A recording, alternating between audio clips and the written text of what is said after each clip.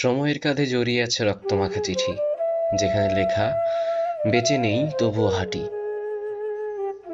শূন্যতা গুনছে দিন, আর আমি হয়তো শুধুই অবরুদ্ধ ঘুম, যেখানে স্বপ্নেরা বাঁচে না, মরে গিয়ে জন্মায় আর এক প্রলয়। এ শহর কবে থেকেই যেন মানুষের বদলে দেয়াল তুলে, শব্দের শরীরে কাজ ছুড়ে দেয়। এখানে প্রতিটি হাসি যেন কারো লাশ চাপা কান্না, আলো মানে ইলেকট্রিক বিল, ভোর মানে মোবাইলের চার্জ শেষ হয়ে যাওয়া।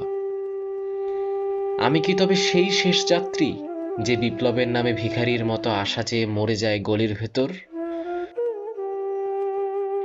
আমার প্রতিজ্ঞার পকেট কাটা হয়ে গেছে। কিছু অনুভব ছিল, ঘুমের কিনারায় দাঁড়িয়ে থাকতো, ভোর হলেই মিলিয়ে যেত আয়নার আড়ালে। যার নাম দেওয়া যেত না, তবুও মনে হতো কোনোদিন সেই ছিল সবচেয়ে চেনা। ভেতরে একটা নদী ছিল বোধহয়, প্রতিদিন শুকায়, প্রতিদিন বাড়ে জলের তৃষ্ণা। কে জানে তৃষ্ণা নাকি নদী, কে আগে ছিল? এ প্রশ্ন আর তোলা হয় না আজকাল।